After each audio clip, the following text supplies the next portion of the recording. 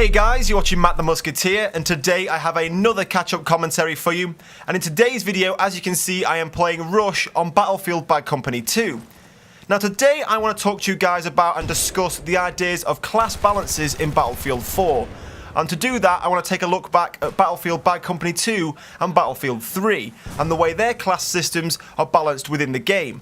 Now, of course, there are other Battlefield games out there, but I have only ever played Bad Company 2 and Battlefield 3, so I can only really give my opinion on those two games. Now, once again, this is an open forum for you guys, so in the comment section below, I want to hear from you. I want to hear your opinions. Which Battlefield game did you prefer the class balance system in, and what kind of system would you like to see in place in Battlefield 4? So all your opinions and your thoughts I want to see in the comment section below. Now to begin with, I want to take a look at the class balance in Battlefield 3, or should I say the lack of class balance in Battlefield 3.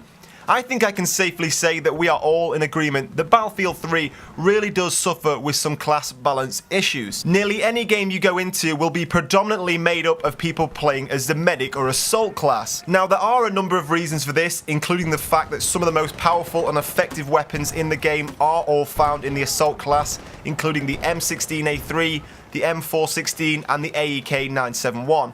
All of which can be found in the assault class, and all of which can be used on pretty much any map to a very devastating effect. Now on Battlefield 3, the assault class has the ability to drop health and use the revive tool.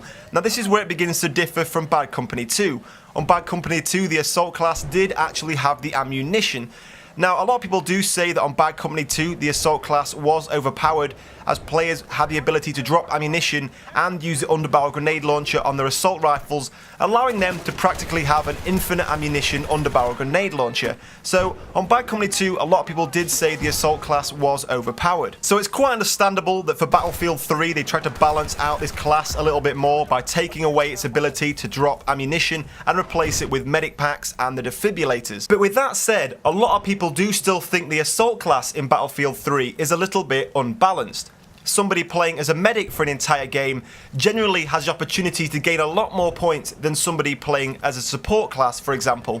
Giving out health and reviving people is an opportunity that comes around a lot more frequently than giving out ammunition successfully in a round of Battlefield 3. So then, looking towards Battlefield 4, how do you think the medic class could be a little bit more evenly balanced out? Maybe the soldiers who carry the defibrillators and the medipacks aren't the same soldiers who carry the assault rifles, such as the M16A3 and the AEK-971. Maybe these soldiers could carry the submachine guns that you see the engineer class carry instead. This is just an idea, guys. In the comment section below, I want to hear from you. How do you think the medic class could be a little bit more evenly balanced in Battlefield 4? Now, moving on to the support class, this is a class that I really do think suffered between the transition of Bad Company 2 and Battlefield 3.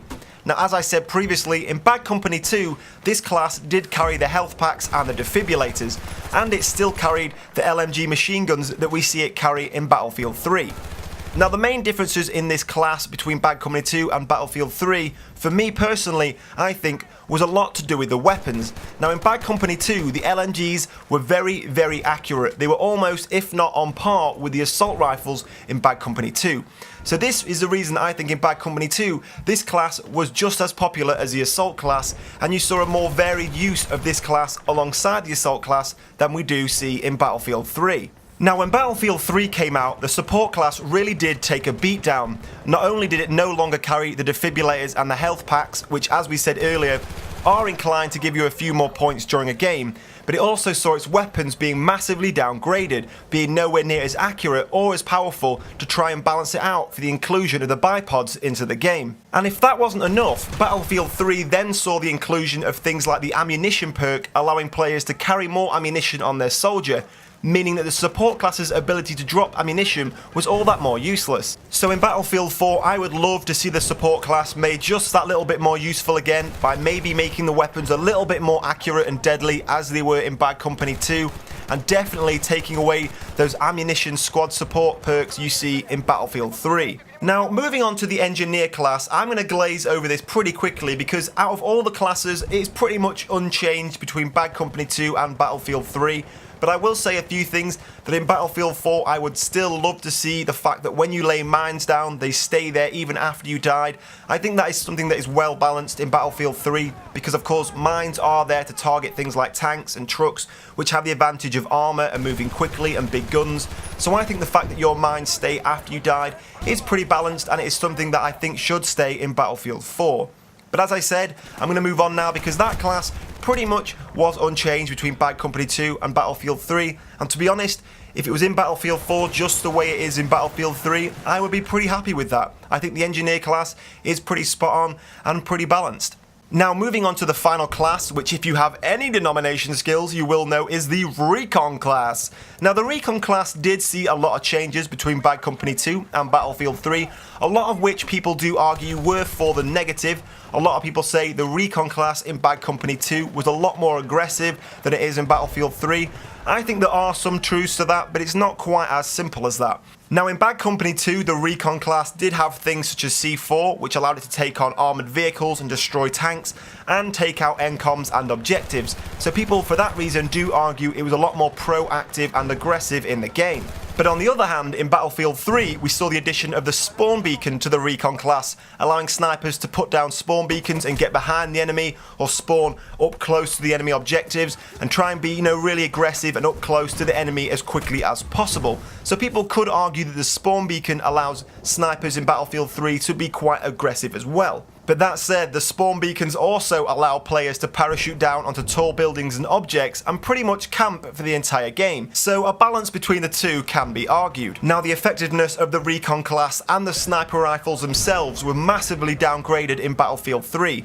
Not only were the weapons nowhere near as powerful as they were in Bad Company 2, we also saw the fact that the weapons now swayed as you looked down the scopes, and the bullets dropped off much more dramatically than they did in Bad Company 2. So looking towards Battlefield 4 with the Recon class, I'd actually like to see a step back towards Bad Company 2 with more effective sniper rifles with less bullet drop off and things like that.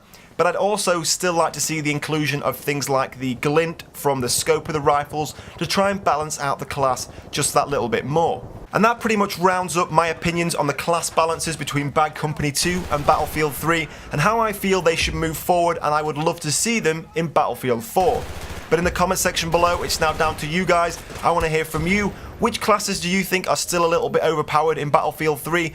Which classes do you think need boosting in Battlefield 4? And which classes do you think need nerfing a little bit? Tell me all in the comment section below. But in the meantime guys, thank you for watching, and I will see you soon.